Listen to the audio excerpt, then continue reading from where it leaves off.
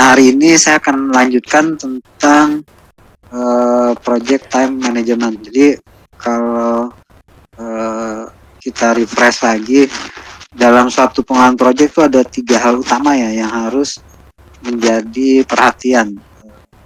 Jadi pengelolaan waktu, pengelolaan resource, sama pengelolaan budget gitu ya. Jadi suatu project itu akan dianggap berhasil apabila dikerjakan sesuai dengan spesifikasi yang dibutuhkan gitu ya, project quality-nya.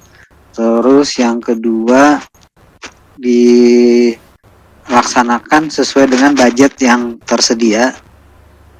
Terus yang ketiga adalah dilaksanakan sesuai dengan waktu yang sudah atau direncanakan gitu ya. Nah, untuk mengolah waktu tadi itu ada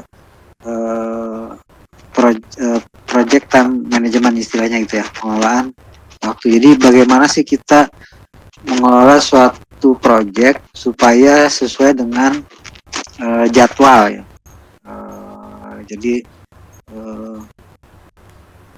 ada beberapa cara gitu ya. Jadi bisa pakai Gantt chart istilahnya, nanti saya jelasin di situ ya, untuk planning, tracking dan lain-lainnya. Terus ada toolsnya juga, bisa pakai Microsoft Project dan lainnya. Jadi kenapa sih project schedule itu penting gitu ya? Jadwal suatu project itu penting karena biasanya challenging, tantangannya dari suatu project salah satunya adalah bisa mendeliver atau menyerahkan pekerjaan on time sesuai dengan waktu yang sudah disepakati. Nah, di mana waktu itu dia tidak fleksibel gitu ya. Jadi kalau misalnya udah berlalu gitu ya, apapun yang terjadi ya waktu itu tetap terus berjalan, istilahnya kayak gitu ya. Jadi permasalahan yang sering terjadi adalah pada saat pembuatan project schedule dan pada saat pengendalian atau pengontrolan dari jadwal tadi itu ada masalah sehingga projectnya tidak bisa disesuaikan sesuai waktu gitu ya. Ada berbagai penyebab misalnya gitu ya, kenapa schedule itu bisa tidak berjalan. Jadi bisa karena individual work style istilahnya. Jadi setiap orang tuh punya cara kerja gitu ya. Jadi kalau tidak diatur dengan schedule yang baik, maka suatu pekerjaan itu, apalagi ketika melibatkan tim yang banyak, akan berpeluang mengakibatkan konflik gitu ya. Sehingga waktu itu jadi tidak sesuai dengan jadwal. Atau bisa juga perbedaan budaya gitu ya. Itu juga bisa mengakibatkan jadwal project tidak bisa dilaksanakan. Ini sebagai contoh kalau yang individual, jadi mungkin ada beberapa orang ada yang tertib mengikuti jadwal gitu ya dan memenuhi deadline-nya. Tapi ada orang juga yang mungkin tidak bisa bekerja sesuai dengan jadwal. Itu bisa perbedaan di dalam internal tim ya. Nah, terus perbedaan budaya ini juga mengakibatkan jadwal itu bisa tidak sesuai gitu ya. Sebagai contoh misalnya apa ya, kalau di Indonesia misalnya budaya di Bali misalnya gitu ya. Nah, kalau di Bali itu hampir tiap berapa hari sekali itu ada upacara adat lah gitu ya. Upacara adat, dimana ketika upacara adat itu dilakukan, maka segala pekerjaan itu ditinggalkan gitu ya. Nah, beda mungkin misalnya kalau di Subang, nggak banyak acara adat gitu ya. Nah sehingga pada saat kita menjadwal kalau suatu pekerjaan itu dilaksanakan di Subang dengan di Bali, faktor budaya itu harus jadi pertimbangan gitu ya. Ya kalau di Subang mungkin nggak terlalu banyak upacara-upacara adat yang Hindu keagamaan kayak gitu ya. Nah, kalau di Bali tuh banyak sekali ya, bisa seminggu itu beberapa kali gitu ke pura kayak gitu ya. Dan pada saat itu semua pekerjaan ditinggalkan. Nah jadi perbedaan budaya itu juga bisa mengakibatkan even di dalam satu negara yang sama istilahnya di sini ya. Seperti tadi ya, kalau di Indonesia kan banyak yang budaya-budaya gitu, atau perbedaan cara kerja gitu ya. Misalnya ada orang yang sangat memenuhi jadwal, misalnya orang dari luar negeri lah, dari Singapura misalnya, mereka strict dengan jadwal-jadwal gitu ya. Nah kalau di Indonesia tuh budaya ngaret biasanya bisa gitu ya, itu umum terjadi. Nah, itu juga bisa mengakibatkan jadwal yang tidak sesuai. Nah jadi perlu dilakukan pengelolaan untuk project time management ini tadi ya, project time. Nah prosesnya itu ada beberapa. Jadi mulai dari yang pertama itu adalah planning schedule management. Jadi membuat apa ya, rencana penjadwalan gitu ya. Jadi di sini termasuk di dalamnya itu prosedur, dokumentasi, terus bagaimana cara mengontrol proyeknya gitu ya. Nah terus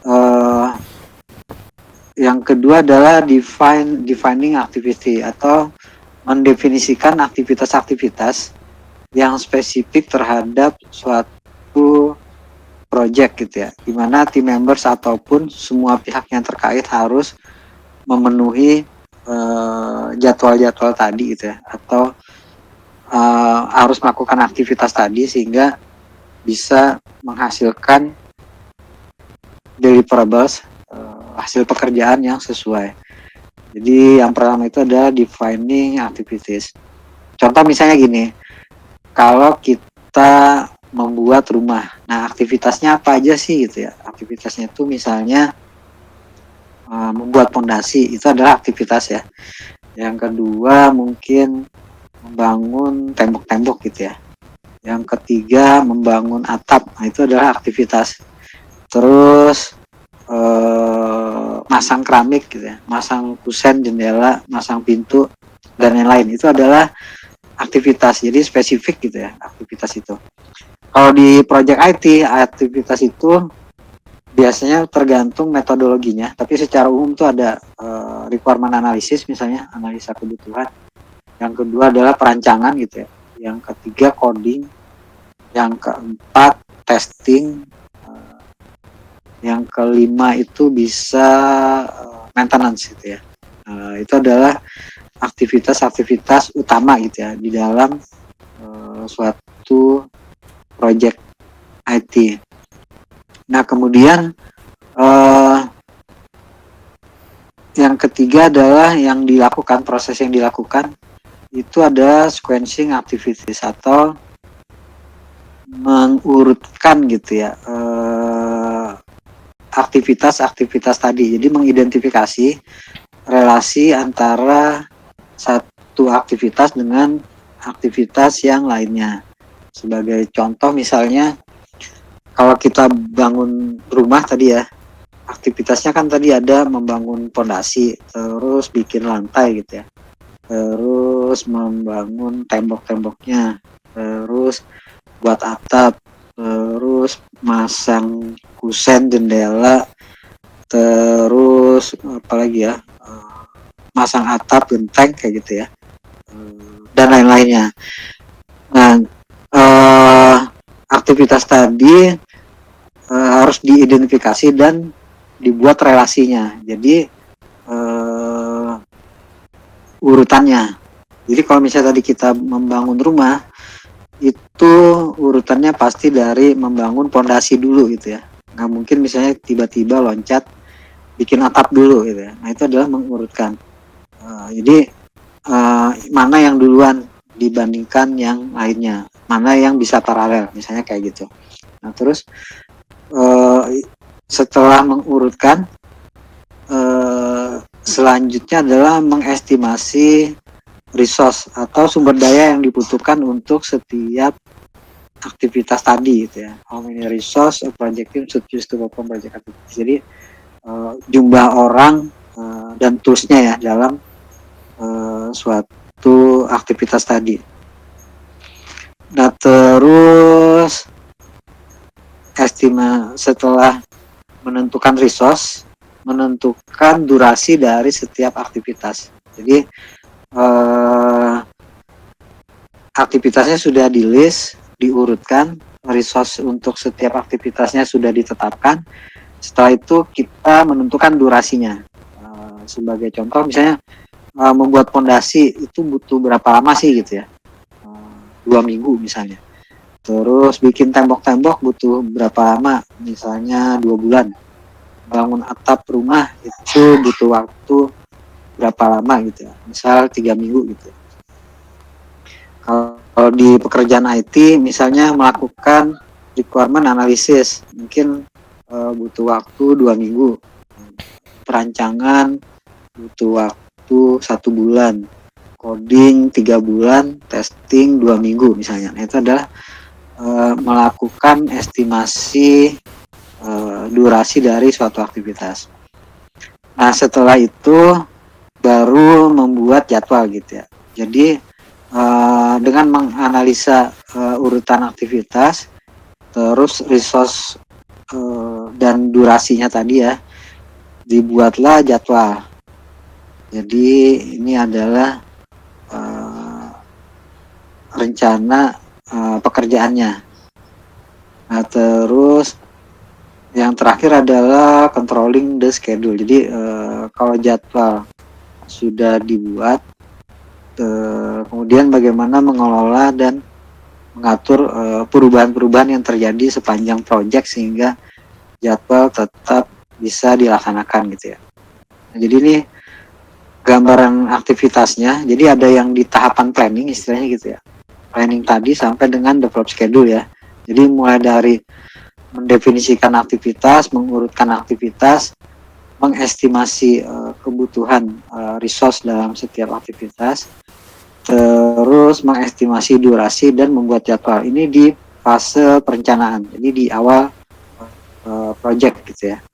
Nah setelah planning ini selesai, sepanjang project itu dilakukan monitoring dan controlling gitu ya. Di dalamnya ini bisa ada change request, perubahan-perubahan gitu ya, dan ada plan update. Jadi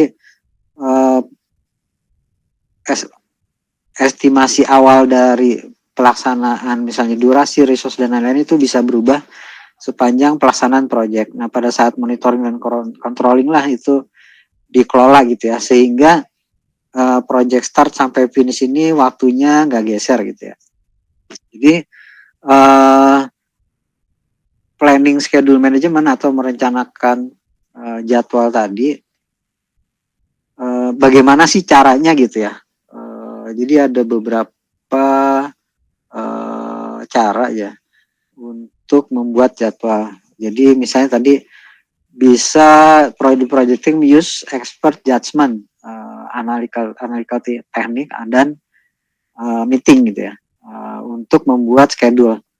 Jadi biasanya schedule ini bisa didiskusikan bersama-sama dengan seluruh tim gitu ya. Nah terus menggunakan expert judgment. Expert judgment ini adalah penilaian orang yang dianggap punya keahlian atau expertise di sana, kemampuan pengalaman di sana. Contoh, jadi misalnya tadi kita bikin rumah, nah kita bisa expert judgment-nya itu kontraktor atau arsitek sipil gitu ya. Mereka ada pengalaman misalnya pernah bangun beberapa rumah sehingga bisa mengestimasi gitu ya jadwal-jadwal tadi. Jadi misalnya kalau bikin fondasi itu berapa lama sih gitu ya, seminggu cukup nggak, atau 2 minggu, atau 3 minggu, atau 4 minggu. Terus kalau bikin atap rumah itu butuh waktu berapa lama gitu ya. Nah itu butuh expert judgment gitu ya. Jadi akan lebih pas gitu ya jadwalnya. Nah kalau misalnya di project IT expert judgment ini mungkin apa ya, sistem analis yang sudah beberapa kali mengerjakan project, jadi sehingga bisa punya bayangan pada saat mengerjakan modul A misalnya gitu ya. Itu kira-kira berapa lama dan lain-lainnya.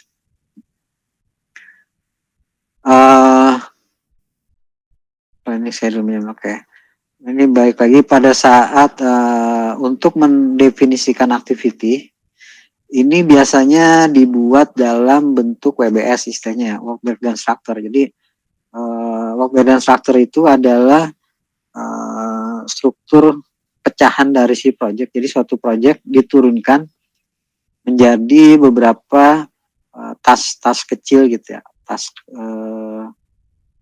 kegiatan untuk membangun keseluruhan activity, di mana dalam setiap WBS tadi itu ditetapkan durasi, cost dan resource-nya.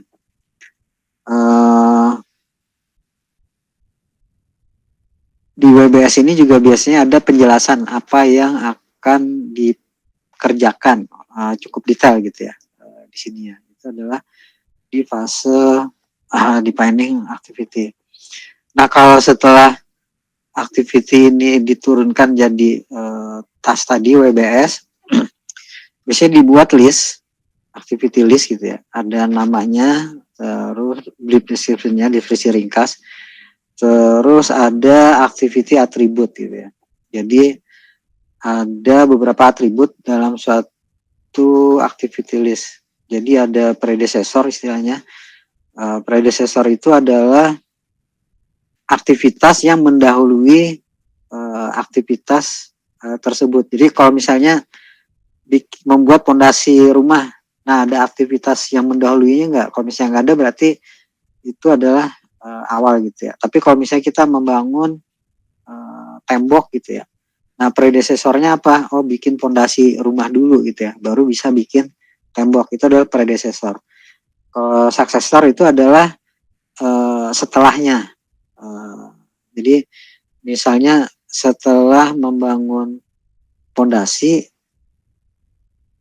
pembangunan fondasi selesai, selanjutnya pekerjaannya apa gitu ya, itu suksesornya. Setelah membangun tembok, selanjutnya apa gitu ya. Nah jadi kalau misalnya yang di tengah-tengah tuh tadi membuat tembok rumah, predecessornya apa? Membuat fondasi. Suksesornya apa? Membuat atap, misalnya kayak gitu ya. Di sininya. Itu adalah ini beberapa istilah ya, activity list. Nah, terus di dalam suatu pelaksanaan project biasanya tuh ada istilahnya milestone. Jadi milestone ini adalah satu event yang dianggap cukup signifikan gitu ya. Menandakan bagian pekerjaan yang sudah dicapai. Jadi misalnya bikin rumah tadi ya. Milestone pertama adalah misalnya pondasinya selesai dibangun gitu ya, pondasi rumah. Nah itu satu milestone. Milestone kedua ketika dinding-dindingnya sudah dibangun, itu milestone keduanya. Milestone ketiganya ketika atap-atap rumah sudah terpasang gitu ya. Nah itu adalah milestone. Jadi beberapa bagian.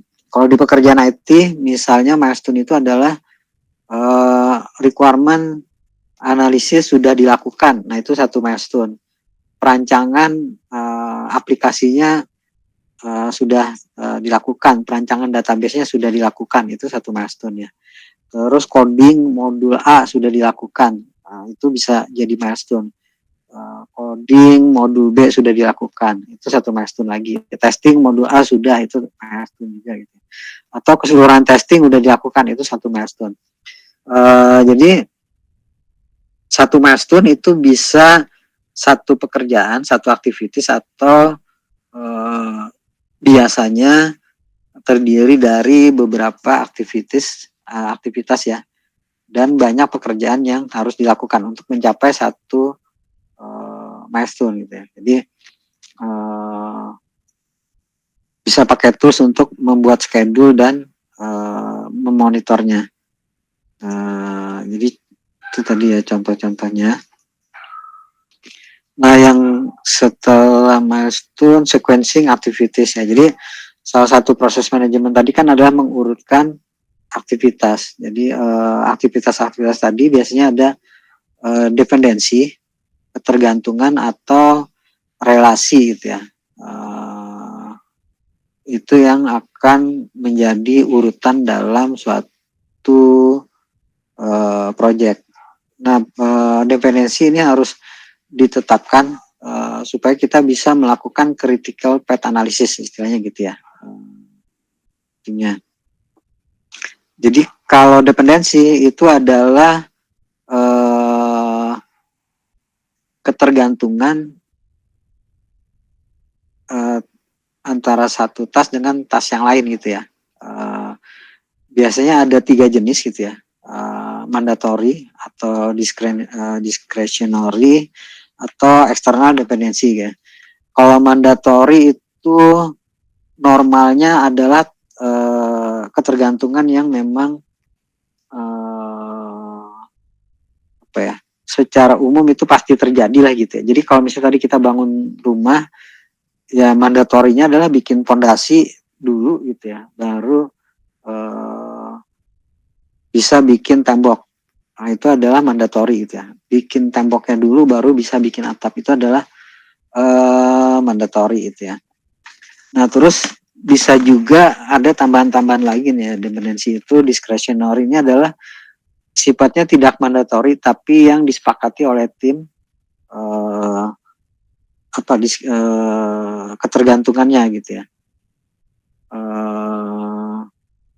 Yang ketiga adalah eksternal. Jadi ini ketergantungan dengan pihak eksternal dari tim project. Contoh misalnya gini, kita akan membuat requirement analisis gitu ya. Nah, eksternal dependensinya adalah kesiapan tim yang memberikan pekerjaan, tim teknisnya. Kapan kita bisa melakukan wawancara, waktunya kapan, terus bisa juga misalnya data-data yang kita butuhkan gitu ya. Sumber data yang kita butuhkan dari eksternal. Biasanya kalau sistem itu masalah utama tuh di sekitar itu. Karena kita harus mempelajari bisnis proses, biasanya harus wawancara dengan pemberi pekerjaan atau tim teknis yang menguasai bisnis prosesnya. Nah, waktu dari si orang itu yang biasanya kita tidak bisa kendalikan. Kalau misalnya di proyek pemerintahan mereka banyak rapat dan lain-lain, sehingga misalnya kita jadwalkan 1 hari bisa jadi baru selesai 3 hari gitu ya. Yang kedua adalah sumber data. Sumber datanya kadang tidak lengkap gitu ya, dan lain-lainnya. Nah, itu adalah ketergantungan eksternal gitu ya. Jadi itu ada 3 jenis tadi gitu ya. Nah, terus di dalam activity tadi itu juga ada istilahnya network diagram gitu ya. Jadi diagram ini adalah schematic display untuk menggambarkan relasi logika antara satu aktivitas dengan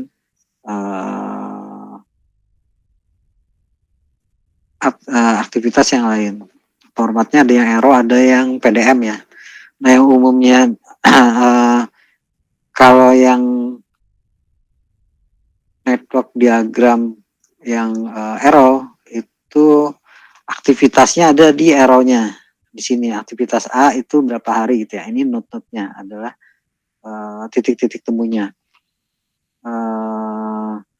Yang lebih banyak digunakan itu adalah yang precedent diagramming method atau PDM. Jadi aktivitas itu digambarkan dalam bentuk kotak-kotak. Terus arrows-nya itu panah yang bergaris ya. Itu menggambarkan relasi antar dua aktivitas. Dan ini di software project management juga biasanya dilakukan. Nah, jadi kalau yang PDM itu contohnya ada bentuknya seperti ini. Jadi aktivitas A ini misalnya tadi ya membuat melakukan requirement analysis.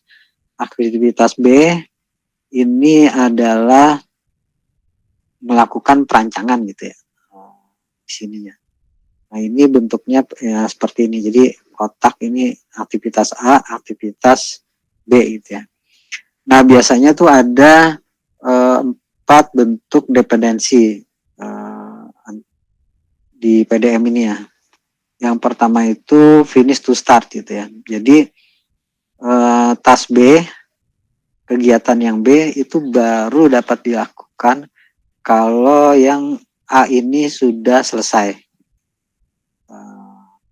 Contoh tadi kalau kita bikin rumah ya, membuat fondasi ini selesai dulu baru kita bisa lanjutkan dengan membuat tembok-tembok misalnya gitu ya. Jadi kalau misalnya fondasi belum selesai, kita nggak bisa lanjut ke yang B gitu ya. Nah ini gambaran dependensinya. Yang kedua adalah start to start gitu ya. Task B tidak dapat dimulai kalau task A juga belum dimulai gitu ya. Contohnya apa ya? Kalau di pekerjaan IT misalnya modul biasanya gitu ya. Jadi modul A dan B itu harus barengan gitu ya dibuatnya, startnya.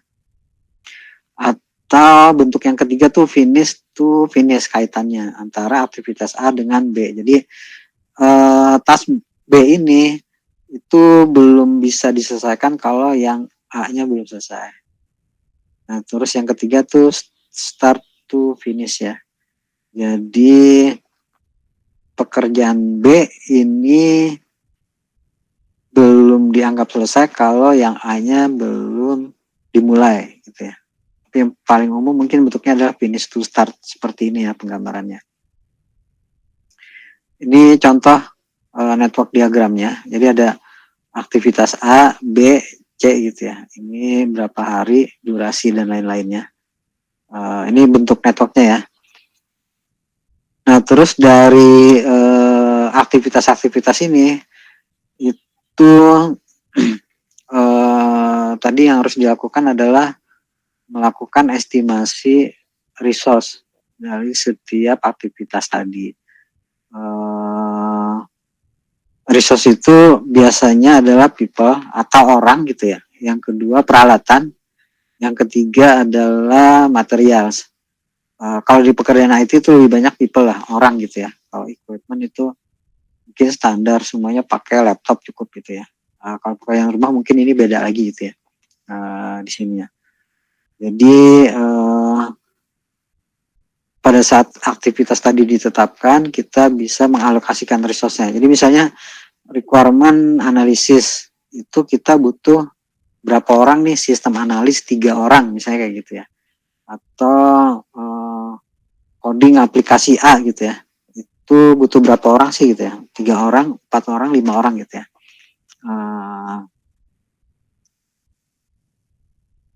Jadi beberapa isu biasanya adalah seberapa sulit spesifik aktivitas tadi gitu ya di dalam proyek ini. Nah makanya di sini tuh biasanya butuh expert judgment gitu ya, orang yang memiliki pengalaman mungkin dengan pekerjaan sejenis sehingga estimasi resource-nya itu bisa pas gitu ya di sininya. Atau tadi histori dari organisasi melakukan pekerjaan yang sama. Jadi kalau di perusahaan IT misalnya bikin aplikasi sistem informasi akademik untuk kampus A, terus bikin lagi untuk kampus B. Nah itu kan pekerjaan yang sejenis gitu ya. Nah kalau waktu bikin untuk kampus A itu waktunya kira-kira 4 bulan, bikin untuk kampus B kurang lebih sama gitu ya waktunya, atau lebih cepat sedikit gitu ya. Nah terus resource-nya ada nggak gitu ya, dibutuhkan atau enggak. Ini adalah pembuatan resource-nya, mengolah resource untuk aktivitas. Terus setelah itu kita masukkan estimasi durasi dari aktivitas. Jadi durasi ini biasanya termasuk actual amount of time atau aktual waktu kerjanya ditambah dengan elapsed time. Elapsed time ini kira-kira bumper apa ya? Waktu yang kita cadangan lah gitu ya, waktu cadangan. Sehingga pada saat kita membuat schedule itu nggak pas-pasan jadwalnya gitu ya. Jadi kalau misalnya bikin pondasi gitu ya. Pengalaman kita 5 hari biasanya selesai. Nah mungkin kalau pada saat memasukkan di estimasi itu kita jadikan 7 hari gitu ya. Jadi ada tambahan waktu. Yang kita masukkan itu adalah elapsed time tadi. Supaya kalau dia geser-geser, waktunya masih secara keseluruhan tuh project nggak terganggu gitu ya di sininya. Terus biasanya tuh pada saat melakukan estimasi itu ada istilahnya 3-point estimasi. Jadi apa ya? Ada 3 pendekatan, optimis, most likely, dan pesimis gitu ya. Ini di sini. Jadi misalnya gini, kalau kita bikin fondasi rumah, optimisnya adalah 5 hari, most likely-nya 7 hari gitu ya. Pesimisnya 10 hari gitu ya. Nah, jadi optimis kalau semuanya lancar, nggak ada hujan gitu ya, cuaca cerah terus dan lain-lain, 5 hari beres. Tapi rata-rata mungkin 7 hari gitu ya. Nah, terus pesimisnya adalah 10 hari. Jadi nggak akan lebih dari 10 hari itu pasti jadi sih fondasi gitu ya. Itu pesimisnya, bahwa paling lamanya berapa lama sih kita mengerjakan itu gitu ya. Nah, itu adalah yang pesimis. Jadi biasanya pada saat kita melakukan estimasi, kita bisa membuat optimis, most likely, dan pesimis ini. Nah, terus bisa dibuatkan perhitungannya nantinya. Nah, setelah itu baru membuat jadwal gitu ya. Jadi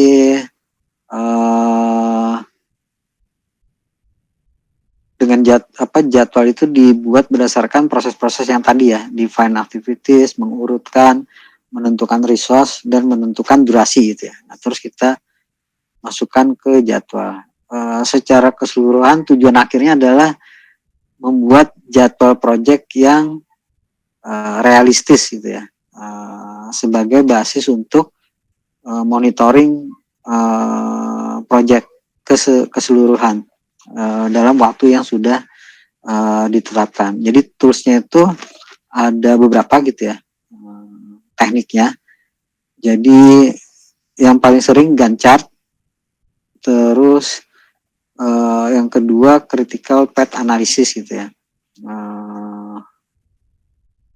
Bentuknya kira-kira Gantt chart itu adalah dia activity yang digambarkan dalam bentuk WBS dan jadwal kayak gitu ya. Jadi start and date-nya tuh ada. Bentuknya kira-kira seperti ini. Nah, ini adalah bentuk Gantt chart istilahnya. Jadi di sini tuh ada tasknya, task A, B, C, D, contohnya yang ini ya.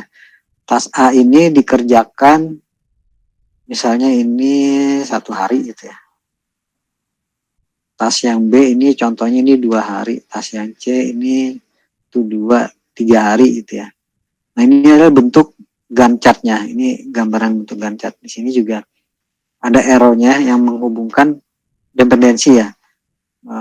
Jadi ini cara bacanya. Task yang A, B, C ini bisa paralel bersamaan startnya ya. Nah, terus task D ini punya dependensi terhadap task A. Jadi kalau misalnya yang A ini belum selesai, task yang D ini nggak bisa dikerjakan. Nah, jadi kalau misalnya yang task A ini geser jadi 2 hari, maka yang ini juga akan geser gitu ya waktunya. Yang ini geser, yang ini juga geser ya. Ini juga geser. Nah, ini bisa secara overall timeline waktunya tadi ini bisa geser gitu ya. Gara-gara misalnya yang A ini yang tadinya diestimasi sehari jadi 2 hari gitu ya. Di ujung sini tuh akan bergeser juga 2 hari gitu ya. Nah, tapi ada yang mungkin misalnya yang F ini dia nambah sehari ya, tapi dia nggak mempengaruhi keseluruhan timeline gitu ya. Jadi ini lebih panjang karena dia nggak ada dependensi yang di ujung aja gitu ya. Dependensi di ujung ini ada beberapa dependensi sehingga ketika yang ini misalnya yang E ini geser tadinya jadwalnya sampai sini tapi lebih gitu ya.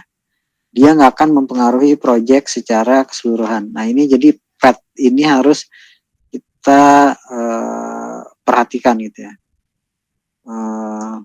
Ini toolsnya misalnya kalau Microsoft Project tuh bentuknya seperti ini. Nanti kita pakainya ClickUp ya. Nah terus ada menambahkan milestone di Gantt chart ya. Jadi menambahkan milestone tuh bentuknya diamond kayak gini. Jadi misalnya tahapan ini tuh ada kick off meeting. Nah itu adalah satu milestone gitu ya. Communication plan delivered misalnya gitu ya. Deliver ini berarti satu milestone. Saya ada contoh-contoh yang lain sih. Jadi milestone itu harus smart istilahnya, specific, measurable, sustainable, realistic, time frame sininya. Nah terus dalam di tools untuk project time management tadi biasanya itu juga bisa dilakukan tracking. Jadi di sini adalah plan yang hitam, yang abu-abu ini adalah statusnya. Kembali ke yang plan ini yang abu-abu, yang hitam ini adalah statusnya sudah berapa persen dan dia ada lebih atau tidak gitu ya. Jadi misalnya contohnya yang ini sehari pas gitu ya. Yang ini rencananya berapa hari, ini ada kelebihan, ini ada beberapa yang lebih kayak gini. Ini adalah tracking Gantt chart gitu ya. Nah jadi di project management adalah kita memonitor rencana ini apakah udah sesuai dengan jadwal atau belum gitu ya. Nah terus ada istilahnya critical path method. Jadi critical path method ini adalah membuat diagram, network diagram gitu ya, jaringan antara aktivitas tadi sehingga kita menemukan critical path-nya. Jadi critical path ini adalah waktu terpanjang dari satu network diagram gitu ya. Terus ada select atau float. Jadi waktu yang bisa bergeser gitu ya, yang di situnya. Oke, jadi cara menghitungnya, membuat critical path ini, membuat network diagramnya dulu. Network diagram dibuatnya gimana? Jari yang dependensi ya, antara tas A, B itu mana yang dependensinya, itu kita gambar. Yang kedua kemudian tadi ya durasi dari setiap aktivitas. Nah terus path yang paling panjang itu adalah critical path-nya. Kenapa disebut critical path? Karena ketika satu atau beberapa aktivitas yang ada di dalam critical path ini tadi lebih lama dari yang direncanakan, maka keseluruhan project itu pasti akan bergeser, sehingga critical path ini penting dibuat karena itu harus menjadi perhatian si PM-nya. Kalau dia geser, gimana corrective action-nya supaya waktu keseluruhannya nggak berubah gitu ya. Nah ini contoh menentukan critical path ya. Jadi misalnya ada beberapa aktivitas gitu ya. 1, 2, 3, 4, 5, 6, 7, 8 ini ya. Path yang pertama misalnya kalau kita urut ya dari A, D, H, J ini itu butuh waktu 14 hari gitu ya. Jalur yang pertama ini. Jalur yang kedua, jalurnya sini ya. Pekerjaan 1, 3, terus terus yang 6, terus ke 8. Jadi sini ya jalurnya. Ini butuh waktu 16 hari. Nah, terus ada ini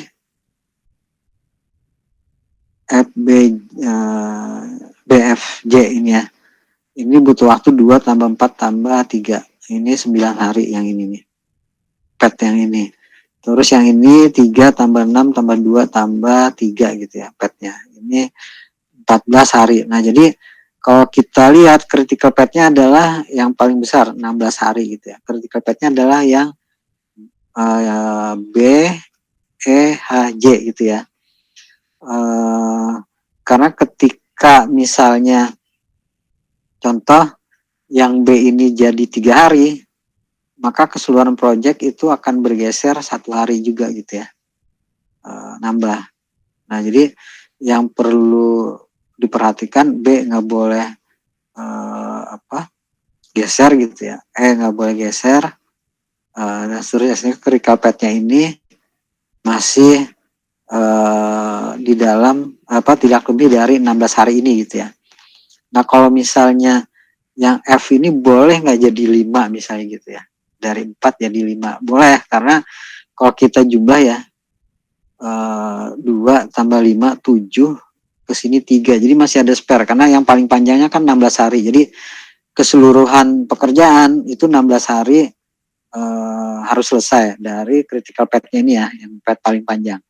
Sehingga kalau path-nya itu masih yang ADHJ itu 14 hari, berarti di path yang ini itu ada spare 2 hari gitu ya. Nah di spare 2 hari itu misalnya, apakah misalnya pekerjaan yang A molor sehari itu masih nggak apa-apa gitu, yang D juga molor sehari nggak apa-apa, jadi ada spare 2 hari di sini. Yang di BFJ ini itu 9 hari, jadi ada spare 7 hari gitu ya, cadangan 7 hari di path yang ini. Jadi ketika yang F ini nggak bisa 4 hari, itu kita masih bisa geser jadi 6 hari gitu ya. Nah, tapi yang B sedapat mungkin enggak, karena dia itu mempengaruhi critical path gitu ya. Jadi yang di luar critical path itu biasanya bisa bergeser jumlah harinya, bertambah gitu ya. Oke, ini saya lihat aja. Juga buat oke, calculating ada deh, nggak usah.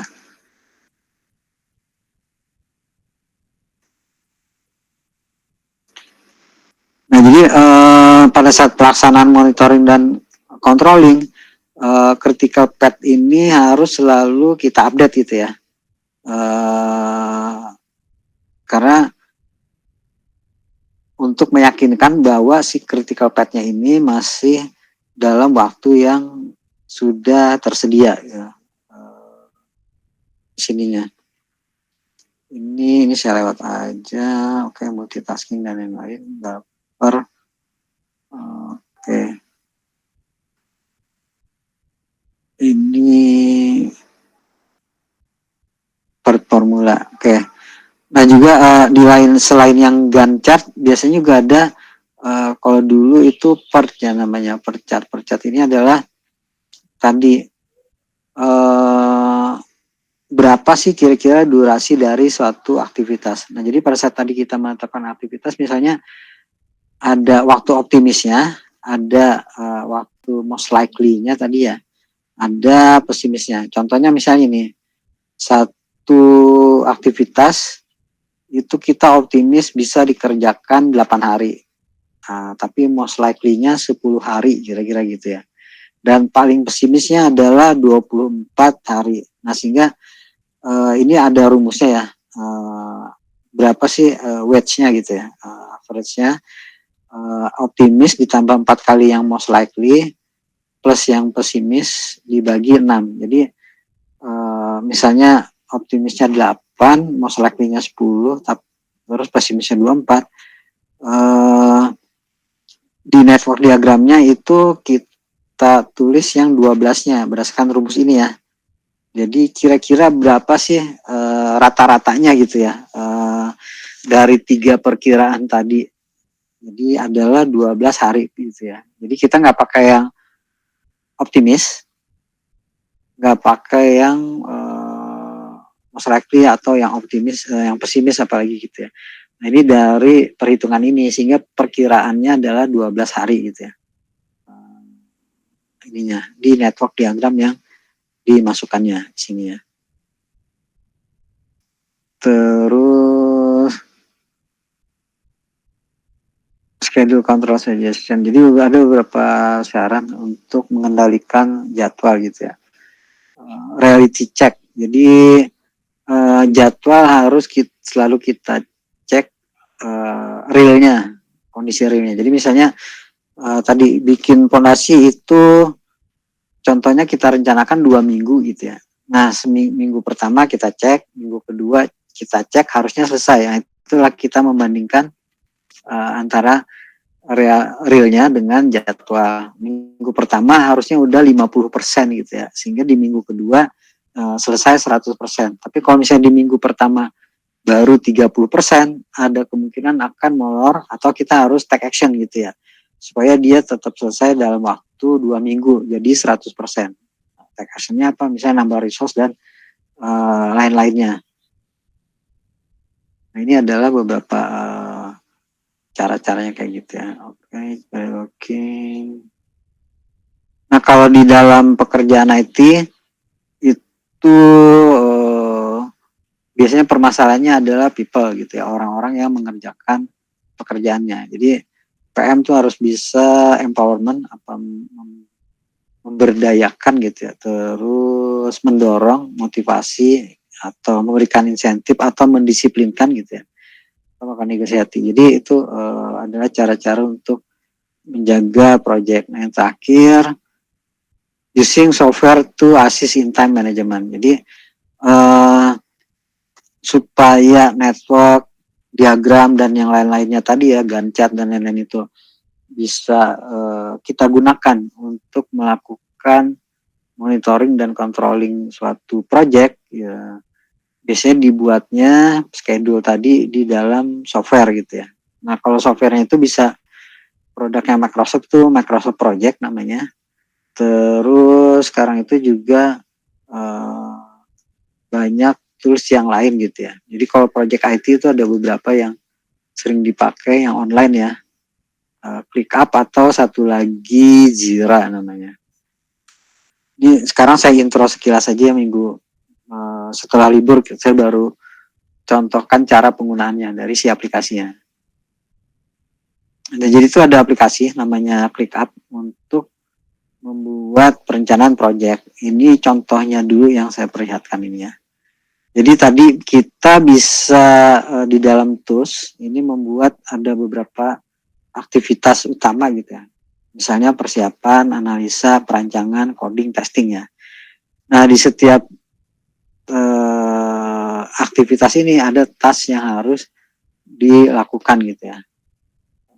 Jadi misalnya di analisa ini apa sih yang dilakukan gitu ya. Ini jadi dia dalam bentuk list otomatis. Nah, biasanya tampilannya itu sekarang ini tuh yang banyak dipakai itu ada beberapa model, tapi yang sering itu satu adalah bentuk board. Ini adalah Kanban board ya. Jadi di bentuk board ini adalah menggambarkan, misalnya ini contoh project namanya latihan 1 gitu ya. Ini adalah aktivitasnya dan task di dalamnya ya. Nah, terus di sini adalah boardnya. Jadi boardnya itu ada status ya, open, in progress, review, close gitu ya. Jadi kalau close itu berarti aktivitasnya sudah selesai dikerjakan. In progress itu sedang, review dan lagi di review gitu ya hasil pekerjaannya. Terus open ini berarti belum dimulai. Ya, contoh misalnya ini pendefinisian requirement. Nah, biasanya untuk mengendalikannya kita memindahkan yang open masuk ke in progress gitu ya. Yang in progress misalnya data capture itu jadi review, atau kalau dia udah selesai kita masukkan dia close kayak ini di sini. Nah, jadi ini adalah contohnya ya, pakai Kanban board ya. Nah, terus yang sering digunakan juga adalah Gantt chart tadi ya, yang tadi ada teorinya ya. Gantt chart ini adalah aktivitas, contoh latihan 1 ya, ini persiapan. Nah, ini misalnya contoh di persiapan itu ada kontrak, tasnya ya, pembuatan jadwal project, pembuatan dokumen rencana project, kick off meeting, ini milestone, ini yang diamond ini ya. Jadi ini kita bisa geser gini.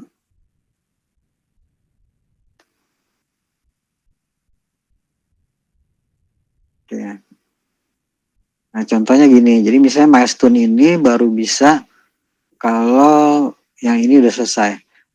kita baru bisa buat jadwal sama bisa bikin dokumen ini kalau dokumen kontrak sudah selesai. Contohnya di sini ya. Terus misalnya kalau dianalisa itu misalnya ada beberapa hal yang dilakukan ya.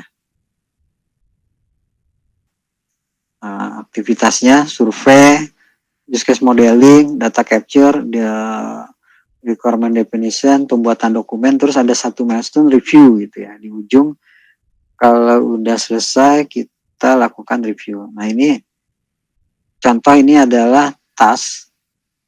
Ini tadi yang bentuknya PDM ya. Jadi ini tasknya. Terus ada durasinya awal dan akhir. Terus kalau kita bisa lihat detailnya di sini ya. Bisa ada subtasknya. Jadi status, tanggal mulai, tanggal akhir. Terus ini ada di assign ke siapa yang mengerjakan gitu ya. Saya gini.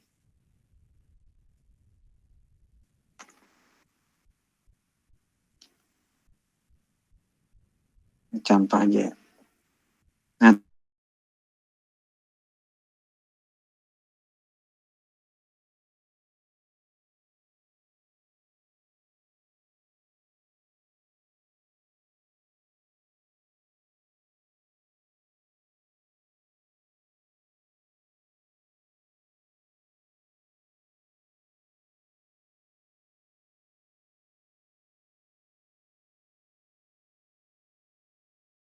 gitu ya. Jadi use case modeling itu ada dependensi terhadap survei. Kalau kita belum survei, kita nggak bisa bikin use case modeling. Contohnya gini ya.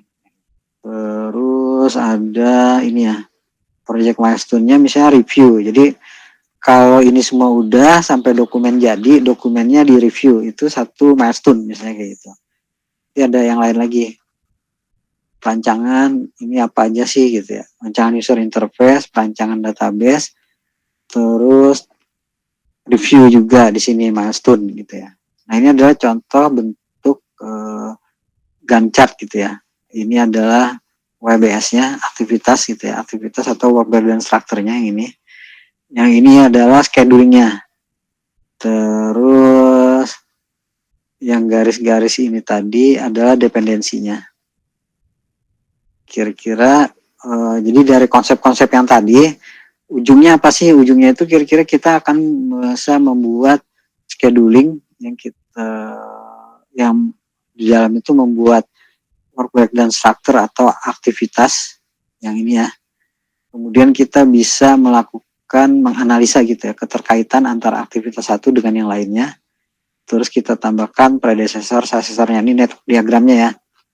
Terus memasukkan resource yang dibutuhkan gitu ya. Jadi kalau di project IT sih biasanya orang ini di-assign ke siapa yang mengerjakan.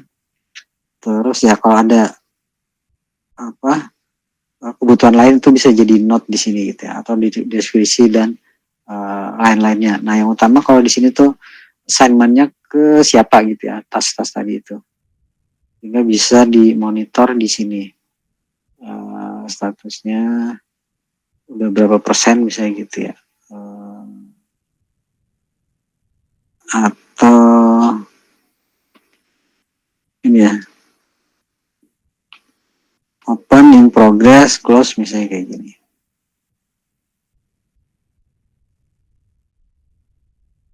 Oke, sampai sini ada pertanyaan?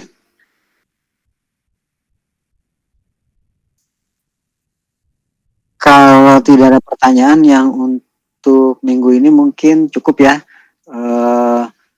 Minggu depan libur kan ya. Setelah libur saya akan kita akan masuk pakai tools yang ini ya, ClickUp. Jadi semuanya mungkin sign up dulu di sini ya, sign up di ClickUp. Nah terus nanti kita ada praktek lah gitu ya, praktek untuk bagaimana membuat penjadwalan dengan menggunakan si ClickUp ini tadi. Bagaimana kita merencanakan project dan mengendalikan project pakai tools ini ya.